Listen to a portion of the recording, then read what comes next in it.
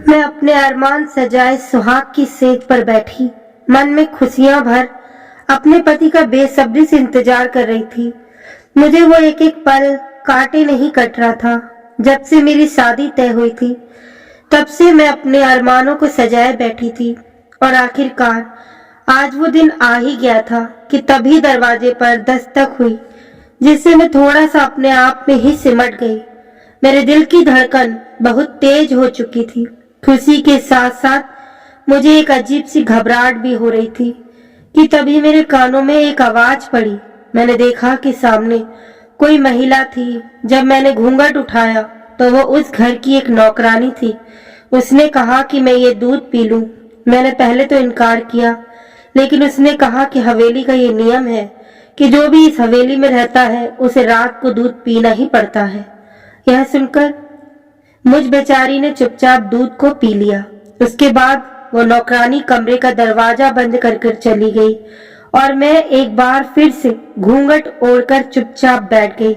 थोड़ी देर में मुझे न जाने क्यों अपना शरीर बहुत बोझिल सा लगने लगा और मेरी आंखें अपने आप बंद होने लगी। मैंने सोचा कि शायद मुझे शादी की थकान की वजह से नींद आ रही है, इसीलिए मैं धीरे से बेड से टेक लगाकर बैठ गई। धीरे धीरे मुझको खुद ही पता नहीं चला कि कब मुझे गहरी नींद आ गई। कुछ देर के बाद मेरा पति आया और मुझे प्यार करने लगा। अपने पति के प्यार के एहसास को मैं बहुत अच्छे से महसूस कर पा रही थी और उनके प्यार में डूबती ही चली जा रही थी। कमरे में बहुत अंधेरा था और उस वक्त उनके प्यार के नशे में मेरी आंखें बोझिल सी थी। मेरे पति मुझे बेतहासा पागलों के जैसे प्यार किया करते थे। उनके जोश को देखकर मन ही मन बहुत खुश हो रही थी, लेकिन न जाने क्यों ऊपर मेरा बदन इतनी फुर्ती नहीं दिखा पा रहा था जितना कि मैं चाहती थी। तभी फिर मेरे पति ने मुझे उल्टा करके बिस्तर पर लिटाया और फिर मेरे साथ वो सब इस तरह से किया कि मेरी चीखें निकलने लगी। मुझे अभी भी इतनी हिम्मत नहीं हो पा रही थी कि मैं कुछ सह पाती। दूसरा, मेरे दिल और दिमाग में यही चल रहा था कि मुझे बस कुछ भी करके अपने पति को खुश करना है, जिस वजह से मैं उस दर्द को बर्दाश्त करती चली गई। फिर न जाने कब मैं नींद की आगोश में समा गई। सुबह जब मेरी आंख खुली तो मैं अपने जिस्म का बेतहासा दर्द में डूबा हुआ पाया। लेकिन ये दर्द भी मुझे खुशी से भर रहा था।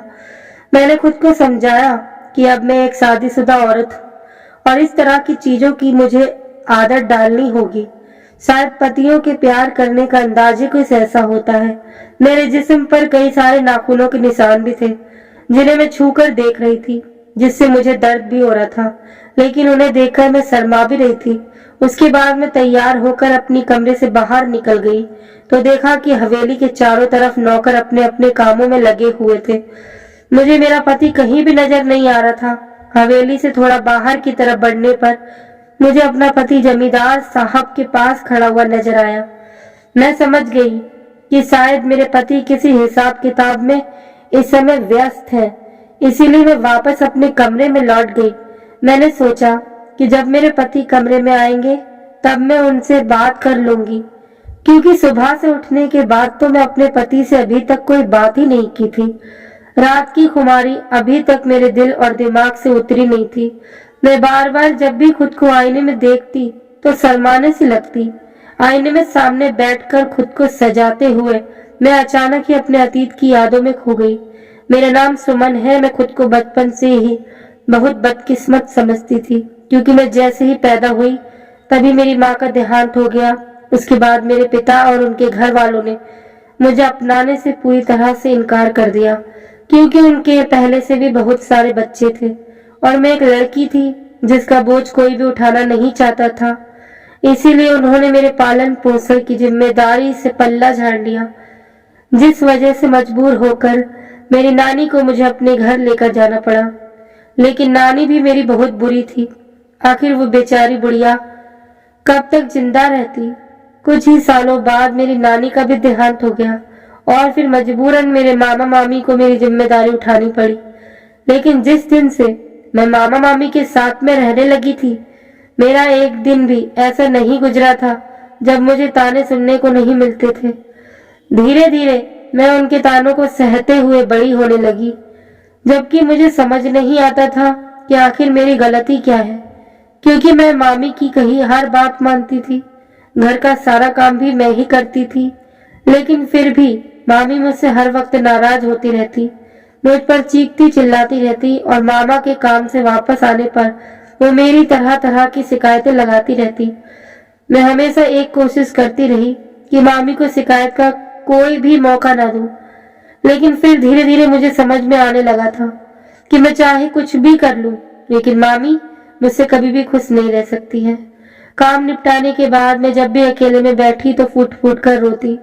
मैं अक्सर अपनी माँ को याद करती कि वो मुझे छोड़कर क्यों चली गई।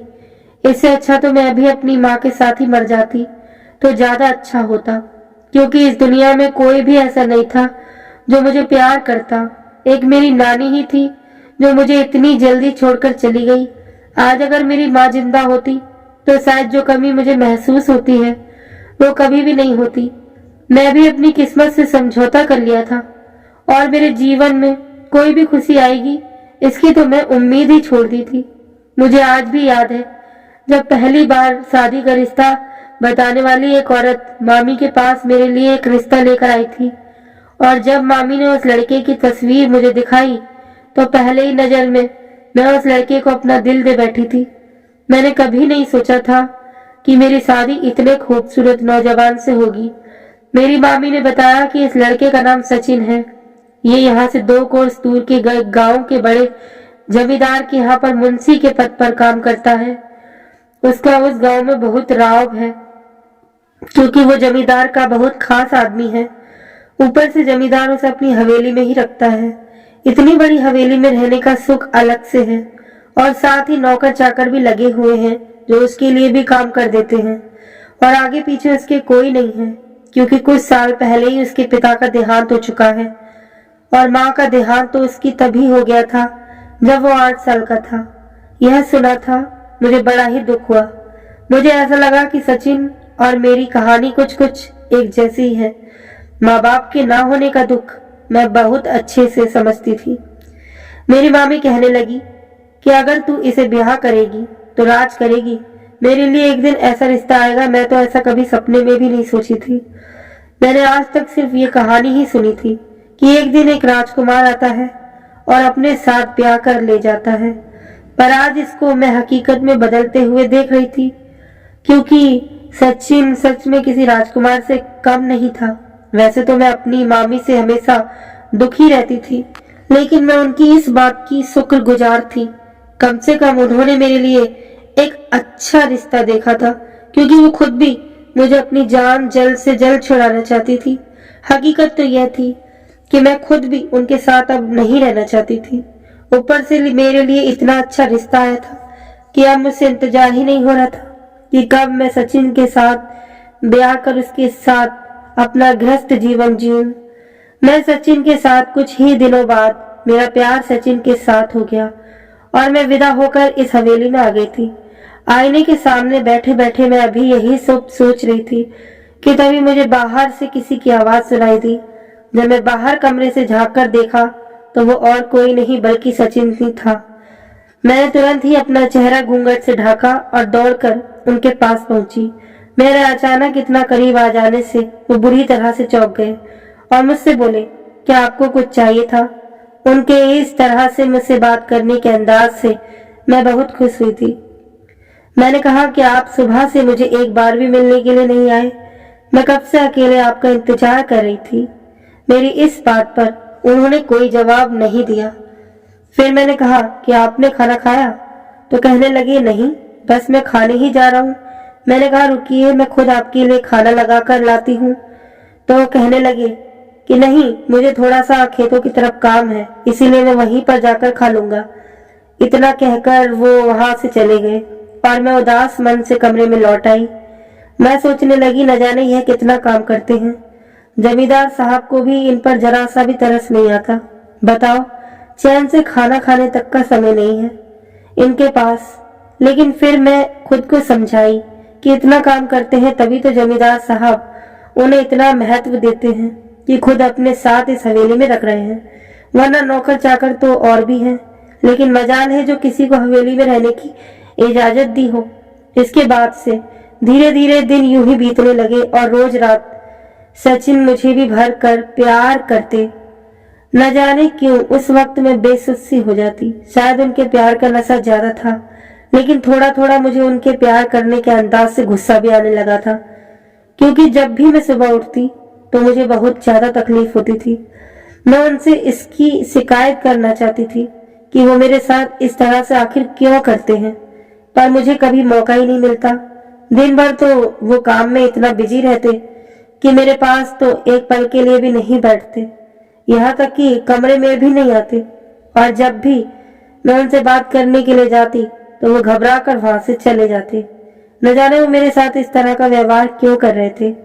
इसीलिए मैं बहुत ज्यादा परेशान रहने लगी थी कि मेरा पति मेरे साथ जरा सा भी वक्त क्यों नहीं बिताता है। एक सुबह जब मैं सोकर उठी तो मैंने देखा कि मेरे शरीर पर बहुत बुरी तरह से नाखूनों के निशान लगे थे। यह देखकर मुझे बहुत दुख हुआ। उस दिन मुझसे ठीक से चला भी नहीं जा रहा था।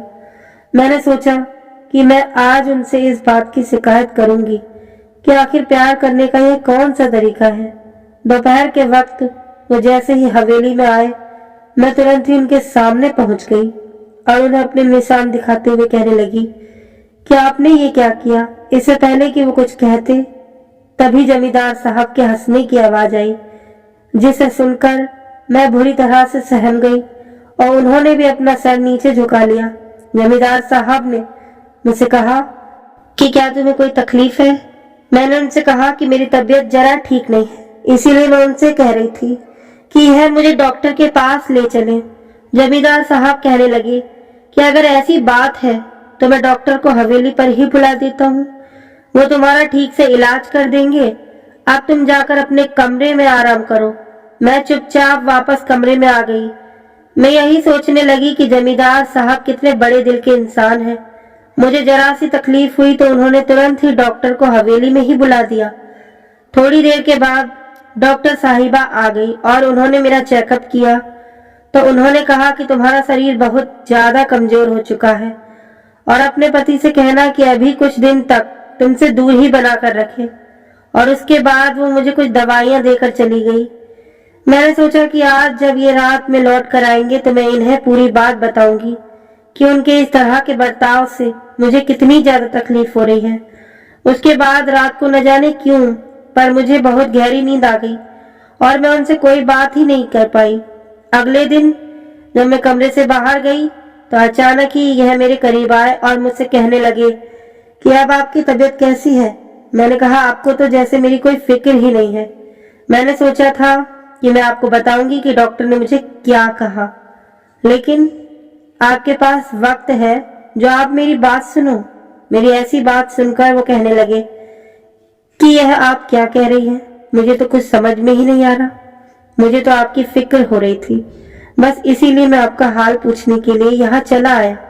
इससे पहले कि मैं उनसे और कुछ कहती या शिकायत करती, तभी एक आदमी दौड़ता हुआ आया और उन्हें किसी जरूरी काम से अपने साथ बुलाकर ले गया। मैं मुंह बनाती हुई वापस अपने कमरे में आ गई और सोचने लगी, यह भी बड़े अजीब है। दिन में इस तरह से दिखाते हैं कि जैसे इन्हें मेरी बहुत ही ज्यादा फिक्र हो, लेकिन रात को इन्हें न जाने क्या हो जाता है कि यह मुझ पर जरा सा भी रहम नहीं खाते और मेरे साथ इतना बेखबर होकर वो सब करते हैं कि मेरा हाल बेहाल हो जाता है। दवा खाने के बावजूद भी इधर उधर मेरी हालत दिन ब दिन खराब होती ही चली जा रही थी, क्योंकि यह मेरे साथ हर रात को वो सब किया करते थे। जबकि डॉक्टर ने तो मुझे कुछ दिनों तक उनसे दूरी बनाकर रखने को कहा था, पर मैं भी क्या करती। मैं उनसे इस बारे में बात ही नहीं कर पा रही थी कि तभी कुछ दिनों के बाद हमें पता चला कि जमींदार साहब के इकलौते बेटे अपनी पत्नी को लेकर शहर से वापस कुछ दिनों के लिए हवेली आ रहे हैं। इसीलिए उनके स्वागत के लिए हवेली को दुल्हन की तरह सजाया गया। कुछ ही देर के बाद एक बड़ी सी गाड़ी से जमींदार साहब के बेटे और उनकी पत्नी उतरे। वो दोनों देखने में बड़े ही शालीन लग रहे थे। हम सब उनके स्वागत में खड़े हुए थे। फिर वो दोनों मेरे पास भी आए और उन्होंने मुझे नमस्कार किया। मैंने भी उन्हें नमस्कार किया। मैं सोचने लगी, जमींदार साहब के बेटे भी उनकी ही तरह बड़े दिल वाले हैं जो मुझे इतना सम्मान दे रहे हैं। कुछ ही दिनों में मेरी जमींदार साहब के बेटे विक्रम की पत्नी पूनम से बहुत अच्छी बनने लगी। वह अक्सर मेरे कमरे में आ जाती और हम दोनों बैठकर घंटे बातें किया करते। वो बार बार मुझसे यही सवाल पूछता कि मैं अपनी शादी से खुश तो हूँ। मैंने उन्हें कहती, हाँ मैं बहुत खुश हूँ, लेकिन बस कुछ ऐसी चीज है जिनसे मुझे कष्ट होता है। लेकिन यही तो जिंदगी है, क्योंकि सब कुछ बिल्कुल वैसा तो नहीं हो सकता जैसा हम चाहते हैं। मेरी इस बात पर वो मुझसे पूछने लगते कि आखिर मुझे ऐसी क्या तकलीफ है, पर मैं उन सब के मारे उन्हें कुछ भी नहीं बता पाती। फिर एक दिन जब मेरी तबीयत काफी ज्यादा खराब हुई तो मेरा हालचाल लेने के लिए वो मेरे कमरे में आए। उस दिन उनका अपनापन पाकर मैं जी भर के रोई। वो मुझसे कहने लगी, आखिर तुम्हारी तबीयत ठीक क्यों नहीं रहती? तो मैं ना चाहते हुए भी उन्हें सब कुछ बता दिया। लेकिन फिर मुझे डर लगने लगा कि कहीं इससे मेरे पति की नौकरी पर आंच ना आ जाए। मैं उनके आगे हाथ जोड़ने लगी कि आप मेरे पति से कुछ भी मत कहिएगा, क्योंकि मैं नहीं चाहती कि उन्हें इस बात का पता चले कि मैं उनके और अपने बीच की सारी बातें किसी तीसरे को बताई है। तभी मुझे याद आया कि मैं एक बहुत ही खूबसूरत से मेज पोस्ट पर कढ़ाई की है, जिस पर मैंने अपना और उनका नाम भी साथ में लिखा है। मैंने उसे पूनम दीदी को खोलकर दिखाई। उसकी डिजाइन उन्हें बहुत पसंद आई, लेकिन फिर अचानक न जाने क्यों उनके चेहरे का रंग सा उड़ गया। मैंने उनसे पूछा कि क्या हुआ? अभी तो आपको इसकी डिजाइन बहुत पसंद आ रही थी। इससे पहले कि वो मुझसे कुछ कहती कि तभी हवेली की नौकरानी हमारे कमरे में आ गई और पूनम दीदी से कहने लगी कि आपको छोटे ठाकुर बुला रहे हैं। यह सुनकर वो वहां से चली गई।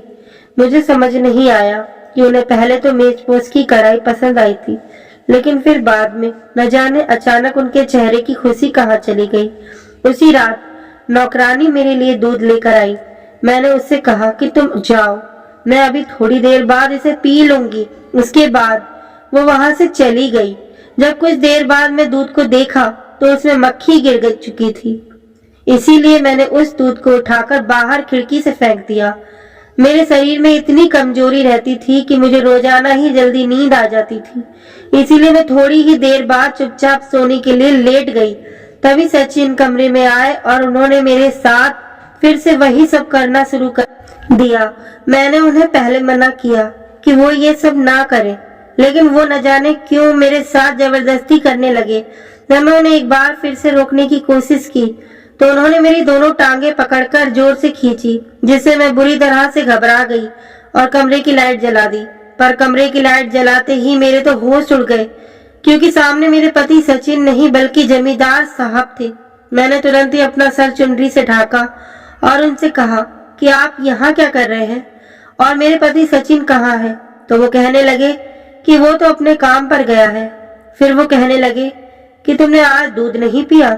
मैंने उनकी तरफ हैरानी से देखा तो वो मुस्कुराकर कहने लगे, चलो कोई बात नहीं, देखो अगर तुम इन सारे ऐसो आराम को चाहती हो तो मैं जैसा कहता हूँ चुपचाप वैसा करो।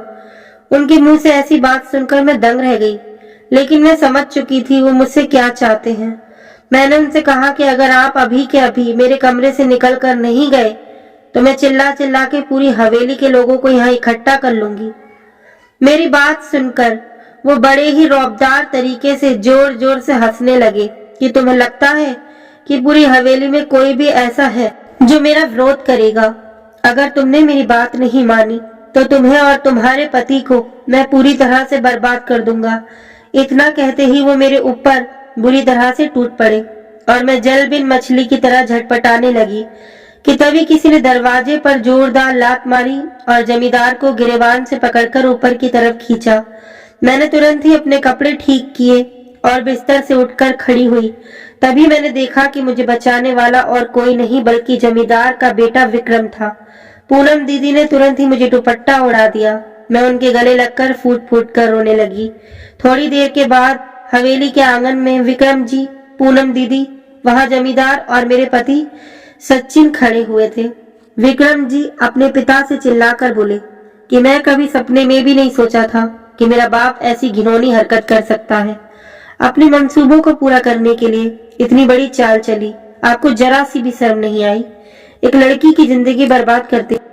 उसके बाद वो सचिन यानी मेरे पति की तरफ देखकर चिल्लाने लगे कि तुम भी मेरे बाप की इस काली करतूत में शामिल थे। लेकिन मेरे पति हक्के बक्के होकर विक्रम जी की तरफ देख रहे थे। इधर मुझे भी कुछ समझ में नहीं आ रहा था। मैं सोचने लगी कि क्या मेरे पति ने जमींदार को मेरे पास भेजा था। अब तो मुझे अपने पति से नफरत सी होने लगी थी। तभी मेरे पति विक्रम जी से कहने लगे कि यह आप क्या कह रहे हैं छोटे ठाकुर, मुझे कुछ समझ में नहीं आ रहा है। विक्रम जी ने कहा, क्या सच में तुम्हें कुछ भी नहीं पता, या फिर तुम भी मेरे सामने ना समझ बनने की नाटक कर रहे हो। मेरे पति कहने लगे कि मैं अपने मरे हुए माँ बाप की कसम खाकर कहता हूँ कि आप जो कुछ भी कह रहे हो मुझे कुछ भी समझ नहीं आ रहा। विक्रम जी ने कहा कि क्या तुम्हें नहीं पता कि मेरे पिता ने तुम्हारी तस्वीर दिखाकर सुमन से धोखे से तुम्हारा नाम पर खुद शादी कर ली। विक्रम जी के मुंह से यह बात सुनकर मेरे तो पैरों तले जमीन ही निकल गई। मैंने तुरंत ही विक्रम जी की तरफ फटी हुई आंखों से देखा तो वो मेरी ओर देखकर कहने लगे, हाँ सुमन, तुम्हारी शादी सचिन से नहीं बल्कि मेरे बाप से हुई थी। मैंने कहा, लेकिन मेरी मामी ने तो मुझे उनकी तस्वीर दिखाई थी। यह बात सुनकर सचिन जी भी हक्के बक्के रह गए। फिर वो कहने लगे, इसका मतलब जमींदार साहब ने मेरी वो तस्वीर मुझसे इसीलिए मांगी थी। विक्रम जी तुरंत ही अपने पिता पर बहुत जोर से चिल्लाए और कहने लगे, अब आप सारी सच्चाई खुद बताएंगे या नहीं। अपने बेटे की चिल्लाती हुई दहाड़ सुनकर जमींदार थोड़ी देर के लिए कांप गया और फिर वो कहने लगा कि हाँ, मैंने सुमन से शादी करने के लिए ही ये सारा खेल रचा। दरअसल मैं दोबारा शादी करना चाहता था और मेरी ये इच्छा थी कि मुझे एक कम उम्र की लड़की मिले, लेकिन मेरी उम्र देखकर कोई भी कम उम्र की लड़की मुझसे शादी करने के लिए तैयार ही नहीं थी। फिर जब से मेरे रिश्ते की बात सुमन की मामी से चलाई तो वो भी यही कहने लगी कि सुमन को जब ये बात पता चलेगी कि उसकी शादी इतने बूढ़े इंसान से हो रही है तो वो हरगिज भी इस रिश्ते के लिए तैयार नहीं होगी। फिर मेरे दिमाग में ये योजना आई, क्यों ना मैं ऐसा करूं कि सुमन को किसी जवान लड़के की तस्वीर दिखा दूं और खुद दूल्हे की जगह पर बैठ जाऊंगा। और इस काम के लिए मेरी नजर में सचिन से बेहतर लड़का और कोई नहीं हो सकता था, क्योंकि वो दिखने में भी बहुत खूबसूरत नौजवान है और उसके आगे पीछे भी कोई नहीं था। साथ ही वो एक सीधा इंसान था। मैंने सोचा कि अगर कभी उसे सच्चाई के बारे में पता भी चल गया तो वो मेरा कर ही क्या लेगा। इस वजह से मैं शादी से पहले उससे कहा कि वो यही हवेली में ही आकर रहे, क्योंकि हवेली बहुत बड़ी है। अगर वो यही रहेगा तो और भी अच्छे से काम कर पाएगा। उसके बाद मैं इस योजना में सुमन की मामी को भी शामिल कर लिया। उसके बदले में मैंने उसे बहुत मोटी रकम दी और वो खुशी खुशी इस सब को करने के लिए तैयार हो गई। और उसने सुमन को सचिन की तस्वीर दिखाते हुए उसके बारे में जितनी भी अच्छी अच्छी बातें थी वो भी सब बता दी, ताकि सुमन तुरंत ही इस रिश्ते के लिए तैयार हो जाए। और फिर ऐसा हुआ। शादी के बाद से रोज रात को मैं अपनी नौकरानी के हाथों नशीला दूध सुमन को पिलवा देता था। इसीलिए दूध पीने के बाद वो इतनी गहरी नींद में सो जाती थी कि उसे पता ही नहीं चलता था कि उसके साथ वो सब करने वाला मैं हूँ या सचिन। जमींदार की सारी बात सुनने के बाद सचिन जी कहने लगे कि इसीलिए सुमन जी मेरे पास बार बार आकर इस तरह की बातें करती थी और मैं समझ ही नहीं पाता था कि वो मुझसे ऐसी बातें क्यों कर रही है। अब मेरे सामने भी पूरी तस्वीर साफ हो चुकी थी। मुझे भी अब समझ आ चुका था कि इसीलिए ऐसा था कि जो सचिन दिन में मेरी फिक्र करता था उसे रात में मेरी कोई परवाह ही नहीं होती थी, क्योंकि रात में मेरे साथ वो सब करने वाला सचिन नहीं बल्कि जमींदार था। मैं अपना सर पकड़कर वहीं पर बैठ गई और फूट फूट कर रोने लगी। मैं तो यही सोचती थी कि शायद अब मेरी किस्मत बदल चुकी है, लेकिन मुझे क्या पता था कि मेरी बुरी किस्मत ने मेरा पीछा यहाँ भी नहीं छोड़ा। मेरा साथ किस्मत ने नहीं बल्कि मेरे खुद के सगे मामा मामी ने भी रुपयों के लालच में इतना बड़ा धोखा किया था। विक्रम जी ने जमींदार से कहा कि अब वो मुझे एक पल के लिए भी इस गांव में नहीं रहने देंगे, क्योंकि अभी तक उनका यही लग रहा था कि शायद मैं उनके पिता से अपनी मर्जी से शादी की है। लेकिन आज जब मैं पूनम दीदी को अपने और अपने पति का नाम मेज पोस्ट पर पड़ा हुआ दिखाया तब उन्हें इस हकीकत का अंदाजा हुआ कि मेरे साथ कितना बड़ा धोखा हुआ था। पूनम दीदी ने कहा कि जब मैं मेज पोस्ट पर सुमन के साथ सचिन का नाम देखा और उसके मुंह से सुना कि मैं अपने पति का नाम अपने साथ में लिखा है, तो यह देखकर मैं दंग रह गई थी। इसीलिए मैंने तुरंत ही जाकर अपने पति को बताया कि आपके पिता ने कितनी बड़ी साजिश उस बेचारी लड़की के साथ की है। विक्रम जी ने कहा कि सुमन, तुम बिल्कुल भी फिक्र मत करो। मेरे पिता ने तुम्हारे साथ जो कुछ किया, मैं उसके हुए को मैं बदल तो नहीं सकता, लेकिन मैं वादा करता हूँ कि तुम्हारी आगे की जिंदगी बेहतर कटेगी और इस नर्क से मैं तुम्हें बहुत दूर ले जाऊंगा। अपने पिता की तरफ से मैं तुमसे माफी मांगता हूँ। जब जमींदार ने विक्रम की यह बात सुनी तो वो उस पर चिल्लाने लगा, तो विक्रम जी ने जमींदार से कहा कि अब अगर आपने एक भी गलत कदम उठाया तो मैं आपकी शिकायत पुलिस में दर्ज करवा दूंगा, और याद रखिए मैं आपको हमेशा हमेशा के लिए छोड़कर भी चला जाऊंगा।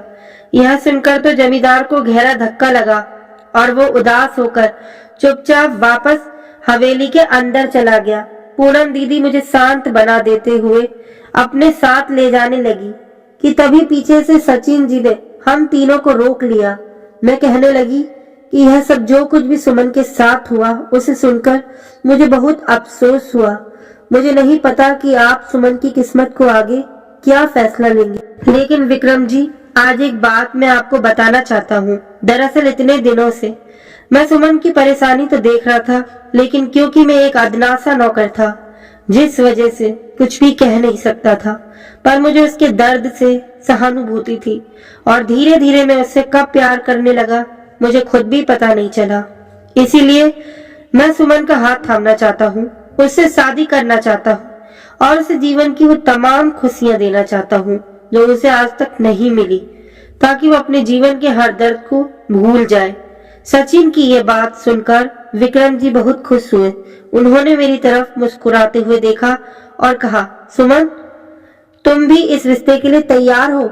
मैं उनसे कहा कि मैं तो आज तक सचिन को ही अपना पति माना था, लेकिन आज जब मुझे सच्चाई पता चली तो मेरे पैरों तले जमीन ही निकल गई थी। लेकिन अगर वो सच में मुझे अपने जीवन संगिनी के रूप में स्वीकार करते हैं तो मैं खुद को बहुत भाग्यशाली समझूंगी। 3 दिन के बाद ही मेरी और सचिन की धूमधाम से शादी हो गई और विक्रम जी ने हम दोनों को उसी दिन विदा करके शहर भेज दिया, जहां पर उन्होंने हमारे रहने की व्यवस्था पहले ही कर दी थी। साथ ही सचिन जी को उन्होंने अपने एक दोस्त के ट्रांसपोर्ट के बिजनेस में बड़े ही अच्छे पद पर काम पर लगवा दिया था। आज मैं सचिन जी के साथ एक खुशहाल जीवन जी रही हूँ और अपने अतीत के जख्मों को धीरे धीरे भूल रही हूँ। दोस्तों, कभी कभी पराये लोग अपनों से भी ज्यादा हमारे काम आते हैं। अपने तो कई बार हमारे दिल को ऐसी ठेस पहुंचाते हैं जिससे हम जिंदगी भर नहीं भूल सकते।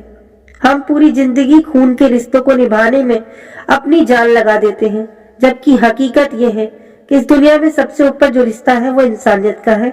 इसलिए अपने अंदर की इंसानियत को कभी भी करने नहीं दीजिए, ताकि वो रिश्ता आप अपने सगे संबंधियों से भी अच्छे से निभा सके और किसी दूसरे के भी काम आ सके। धन्यवाद दोस्तों।